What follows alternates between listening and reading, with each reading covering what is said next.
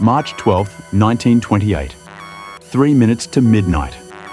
In Los Angeles, recording instruments at the power stations twitch at the same instant. The line voltage sags, and 40 miles away, a transformer at the Saugus substation explodes. 11:57 and 30 seconds p.m. That needle is the first witness. Up San Francisquito Canyon, in the dark, a concrete dam nearly 200 feet tall has just ceased to exist. 12 hours earlier, the man who built it stood on it, studied the leak everyone would blame, and pronounced the dam safe. Here is the strange part. Modern forensic geology says the leak wasn't the killer. Los Angeles, the 1920s, a city growing faster than its rivers could ever feed. Its water arrives from the Owens River, through an aqueduct across the Mojave Desert, designed and built by a self-taught Irish immigrant engineer, William Mulholland, chief of the city's Bureau of Waterworks and Supply.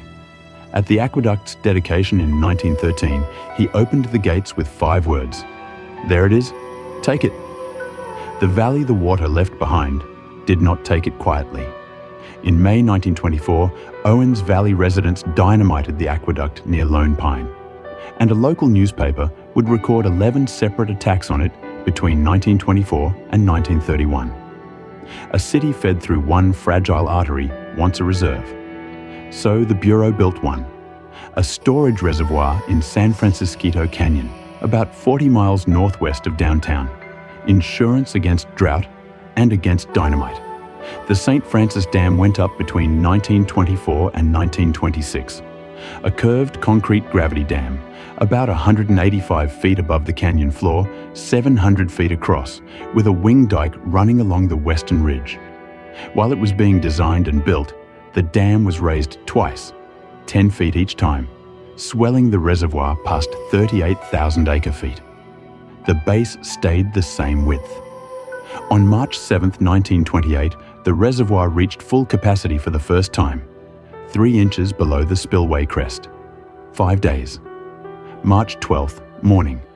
The dam keeper, Tony Harnischfeger, walks his rounds and finds a new leak at the west abutment. Leaks themselves are normal, big concrete dams seep. This one frightens him because the runoff looks muddy, and muddy water can mean the foundation is washing out. He calls Mulholland immediately. Mulholland arrives around 10:30 with his assistant chief engineer, Harvey Van Norman. For about 2 hours, they examine the leak. They trace the muddy color not to the dam's foundation, but to loose soil where the runoff crossed a freshly cut access road. The flow itself, 2 to 3 cubic feet per second, is unremarkable for a dam this size. Mulholland judges the dam safe and drives back to Los Angeles. Roughly 12 hours later, the needle drops. The dam has broken. More than 12 billion gallons of water begin to move down San Francisquito Canyon. The first wave stands about 140 feet high. A quarter-mile downstream lives the man who found the leak, Tony Harnischfeger, his girlfriend, Leona Johnson, his 6-year-old son, Coda. They are likely the first the flood reaches. Leona's body is found near the broken base of the dam. Tony and Coda are never found at all. 5 minutes in, the flood is still 120 feet deep when it reaches powerhouse number 2, a mile and a half downstream. 67 workers and family members live there. 64 of them die. The water spreads into the Santa Clara River Valley. At Kemp's Siding, a Southern California Edison crew, about 150 men, sleeps in a tent camp strung along a new transmission line. The night watchman, Ed Locke, tries to wake them. 84 of the 150 die, Locke among them. At 1:30 in the morning, the warning reaches the night telephone operator in Santa Paula, Louise Gipe. She stays at her switchboard with the flood coming, alerts highway patrolman Thornton Edwards, and starts calling the low-lying homes one by one. Edwards gets on his motorcycle and rides ahead of the water through the dark streets, knocking on doors. Santa Paula still calls him its Paul Revere. Castaic Junction, Fillmore, Bardsdale, Santa Paula. At about 5:30 in the morning, the flood reaches the Pacific Ocean near Montalvo, 54 miles from the dam, about 5.5 hours after the collapse, moving now at 6 miles an hour, a debris front nearly 2 miles wide. Count the dead honestly, because the record itself struggled too. The official toll in August 1928 was 385. Remains kept surfacing for decades afterward. The modern accounting stands at least 431, and historians estimate the true number may run towards 600, because many of the valley's migrant farm workers were never on anyone's list. By most counts, it is the second greatest loss of life in California's history, behind only the 1906 San Francisco earthquake. Within hours, there is a theory, and given the dynamite war, it is not an unreasonable one: sabotage. An anonymous caller had even warned the sheriff's department that men from the Owens Valley meant to blow up the dam. Investigators looked and found no evidence of it. The governor's commission of engineers and geologists reported within weeks defective foundations, their attention fixed on the west side of the canyon, a red conglomerate rock that softens when saturated. The famous leak was on the west side. The story seemed to write itself. The coroner's inquest delivered its verdict that April: an error of engineering judgment in choosing the foundation, with responsibility resting on the Bureau and its chief engineer. But no criminal intent, because in the jury's reasoning, neither he nor anyone else at the time could have known the rock was unstable. And the jury added one more line, aimed at the future: the construction and operation of a great dam should never be left to the sole judgment of one man, no matter how eminent. Mulholland, on the stand, said, "The only ones I envy about this thing are the ones who are dead." And then, "Don't blame anyone else. You just fasten it on me. If there was an error in human judgment, I was the human." He retired that December. He died in 1935. For decades, that was the story.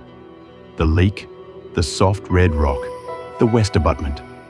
Then a forensic engineering geologist, J. David Rogers, spent years re-examining the site and concluded the failure began on the other side of the canyon. The east abutment was keyed into an ancient landslide, a paleo-megaslide in the mica schist, dormant for millennia, invisible from the surface. As the reservoir filled in Rogers' Reconstruction, water worked into the old slide surface, and the mountainside itself began to move again. The east side let go, unseating the dam. The west side failed in the sequence that followed. By that reading, the leak Harnischfeger found, the leak Mulholland inspected, the leak the Commission blamed, was never the killer. And Rogers argues the true flaw was beyond the era's reach.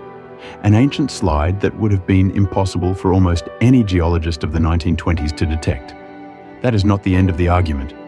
Historians Norris Hundley and Donald Jackson accept most of the geology and still fault the design, arguing it fell short of the standards other leading dam engineers were already practicing in the 1920s. Tragedy or negligence, a century on, the debate is honestly open. What is settled is what California did next. In August 1929, the state took authority over every non-federal dam higher than 25 feet, the program that became the Division of Safety of Dams. The same year, California began requiring civil engineers to be registered and licensed. In the canyon, one piece of the dam had refused to fall, a single standing center section the press nicknamed the Tombstone. Tourists came. Souvenir hunters chipped at it. After a sightseer fell to his death from it, crews dynamited the tombstone in May 1929, and the ruins that remained were later broken up too. So today, in San Francisquito Canyon, there is almost nothing left to see. A road, some grey rubble in the brush, and a story with two honest endings. A man who, historians still argue, should have built it better. Or a mountain that kept its secret until 3 minutes to midnight. The record supports the argument. It has never settled it.